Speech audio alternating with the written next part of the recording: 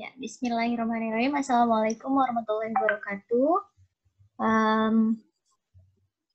Yang kami hormati Ibu Sinta sebagai dosen pengampu mata kuliah statistik dan juga teman-teman semuanya. Kami dari kelompok 5 dengan yang beranggotakan ada saya sendiri, Siska Mustika, kemudian ada Bapak Muhammad Ridwan, Ibu Syifa Afidah Nur Arifin, kemudian ada Ibu Rosmita Khairunisa, ada Pak Sucipto Ismanda, dan juga Bu Windy Andriani. Oke, pada hari ini kami dari kelompok 5 akan mempresentasikan hasil penelitian kami yang berjudul kepercayaan boleh Pak, mohon maaf. Oke, pengaruh kepercayaan diri dan kebiasaan belajar siswa terhadap hasil belajar matematika, di mana pengaruh kepercayaan diri sendiri sebagai X1 dan kebiasaan belajar siswa sebagai X2, lalu yang sebagai X-nya adalah hasil belajar matematika. Oke, untuk selanjutnya nanti ada rumusan masalah yang akan dan juga tujuannya yang akan disampaikan oleh Pak Sucipto, kemudian nanti ada teknik analisis dan instrumen akan disampaikan oleh Ibu Siva, hipotesis akan disampaikan oleh Ibu Windy, perhitungan data oleh Bapak Ridwan, dan yang terakhir ada kesimpulan yang akan disampaikan oleh Ibu Rosmita. Baik, kepada Pak Sucipto saya persilahkan. Terima kasih Bu Siska. Ya, dari hasil tadi ya untuk penelitian kami itu tentang pengaruh kepercayaan diri dan kebiasaan belajar serta hasil belajar matematika, ada beberapa rumusan masalah yang harus kami pecahkan. Di antara yang pertama yaitu apakah terdapat pengaruh X1 dan X2 yaitu bersama-sama terhadap Y. Yang kedua, yaitu apakah terdapat pengaruh X1 terhadap Y. Dan yang ketiga, apakah terdapat pengaruh X2 terhadap Y. Nah, dari rumusan masalah tersebut, ya, kami akan menunjukkan next. Nah, dari rumusan masalah yang saya sebutkan tadi, kita berlanjut ke tujuan penelitian, di mana dari tujuan penelitian yang kami lakukan, yaitu yang pertama, untuk mengetahui itu pengaruh X1 dan X2 bersama-sama terhadap Y. Yang kedua, yaitu untuk mengetahui pengaruh X1 terhadap Y. Dan yang ketiga, yaitu untuk mengetahui pengaruh X2 terhadap Y. Itulah dari rumusan masalah dan tujuan dari penelitian kami. Selanjutnya yaitu tentang teknik analisis data, responden, dan instrumen penelitian yang disampaikan oleh Ibu Syifa Abidah. Kami persilahkan. Selanjutnya di sini ada teknik analisis data. Teknik analisis data yang digunakan kelompok kami yaitu kuantitatif menggunakan analisis regresi linier berganda dengan responden kelas 9 dan kelas 10 TKJ yang berjumlah 110 siswa. Dan instrumen penelitian yang digunakan ada angket dan soal PTS. Untuk data respondennya dapat dilihat di slide ya. Nah, sehingga menghasilkan jumlah dari setiap dan jumlah yang lainnya. Selanjutnya, hipotesis penelitian dan pengujian hipotesis akan dipresentasikan oleh Bu Windy. Kepada Bu Windy dipersilahkan. Baik, terima kasih. Saya akan menjelaskan mengenai hipotesis penelitian pengujian hipotesis dari kelompok kami. Next. Nah, untuk hipotesis penelitian di sini ada 3, yaitu pertama, terdapat pengaruh X1 dan X2 bersama-sama terhadap Y. Kemudian hipotesis yang kedua, yaitu terdapat pengaruh X1 terhadap Y. Sedangkan yang ketiga, yaitu terdapat pengaruh X2 terhadap Y. Nah, untuk pengujian hipotesisnya, yang pertama, yaitu H0 tidak terdapat pengaruh signifikan X1 dan X2 bersama-sama terhadap Y. Kemudian H1-nya terdapat pengaruh signifikan X1 dan X2 bersama-sama terhadap Y. Kemudian yang kedua, pengujiannya yaitu H0 sama dengan adalah tidak terdapat pengaruh signifikan X1 terhadap Y. Kemudian H1-nya terdapat pengaruh signifikan X1 terhadap Y. Kemudian yang ketiga, pengujian hipotesisnya adalah H0 tidak terdapat pengaruh signifikan X2 terhadap Y. Kemudian H1-nya terdapat pengaruh signifikan X2 terhadap Y. Nah, selanjutnya akan dibawakan oleh Pak Ridwan mengenai perhitungan analisa data. Silakan Pak Ridwan. Perhitungan analisis data akan saya jelaskan. Perhitungan analisis data dalam penelitian kami menggunakan persamaan regresi ganda. Next. Sebelumnya,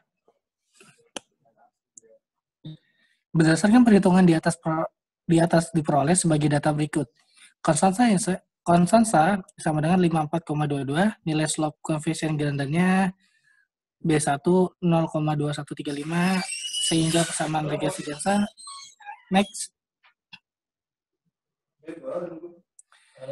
Uji hipotesis, tahapan-tahapan untuk melakukan uji signifikan koefisien persamaan regresi adalah sebagai berikut. Yang pertama, membuat hipotesis dalam uraian kalimat.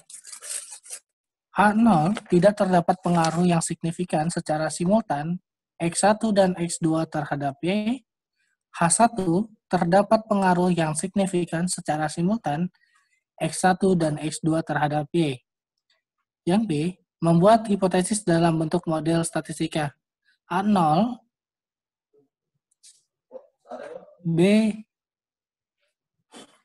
Y1 sama dengan beta Y2 sama dengan 0. H1 bukan H0. Next. Kaidah pengujian membandingkan F hitung dan F tabel. Diketahui oleh karena F hitung adalah 6,0822 lebih besar dari F tabel yaitu 3,08, maka H0 ditolak. Dengan keputusan sebagai berikut. Oleh karena H0 ditolak, maka dapat kita simpulkan bahwa terdapat pengaruh yang signifikan secara simultan X1 dan X2 terhadap Y. Next. Uji hipotesis 2, membuat hipotesis dalam uraian kalimat. Yang pertama, membuat hipotesis dalam uraian kalimat. H0 tidak terdapat pengaruh yang signifikan X1 terhadap Y, dan H1 terdapat pengaruh yang signifikan X1 terhadap Y. Membuat hipotesis dalam bentuk model statistik atau uji hipotesis 2 pihak 0 berbanding H1 berbanding beta 1 tidak sama dengan 0. Dengan keterangan beta 1 koefisien regresi dari variabel X yang akan X1 yang akan diuji. Next. Menentukan nilai T-tabel. Nilai T-tabel dapat kita cari dengan tabel distribusi T dengan tabel distribusi T pada taraf signifikan alfa 0,05 dan derajat bebas yang terdiri atas dB sama dengan N-2, di mana N adalah jumlah pasangan data atau sampel atau respondennya. Dari F tabel yang kita perhitungkan yaitu adalah 1,9821. Kaidah pengujian atau membandingkan nilai T hitung dengan nilai T tabel. Oleh karena itu T hitung 1,4685 lebih kecil dari F tabel 1,9821, maka H0 diterima. Dengan keputusan H0 diterima, maka dapat kita simpulkan bahwa tidak terdapat pengaruh yang signifikan terhadap Y. Next. Uji hipotesis 3. Membuat hipotesis dalam uraian kalimat. H0 tidak terdapat pengaruh yang signifikan X2 terhadap Y. H1 terdapat pengaruh yang signifikan X2 terhadap Y. Membuat hipotesis dalam bentuk model statistik, uji hipotesis dua pihak. H0 berbanding dengan beta 2 sama dengan 0. H1 berbanding beta 2 tidak sama dengan 0. Dengan keterangan B2 sama dengan koefisien regresi dari variabel X yang akan diuji. Next. Menentukan T-tabel. Nilai T-tabel dapat kita cari pada tabel distribusi T dengan tabel pada taraf signifikan alfa sama dengan 0,05 dengan derajat bebas DB sama dengan N-2. Dan diperoleh T-tabel yaitu 19,821. Dengan kaidah pengujian, membandingkan nilai T hitung dengan nilai T-tabel. Oleh karena T hitung 2,1888 lebih besar dari T-tabel 1,9821, maka H0 ditolak.